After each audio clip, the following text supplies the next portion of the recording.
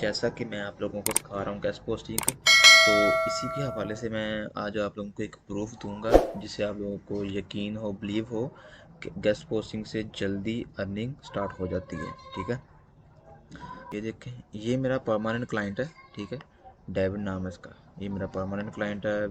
Monthly मुझे ये ही बंदा, जस्ट एक बंदा मुझे मंथली ना $500 से $600 देता है। ठीक है, अब इसके मैंने ना 7 लिंक थे जो उसने मुझे सेंड किए थे और इंसर्ट करवाने थे।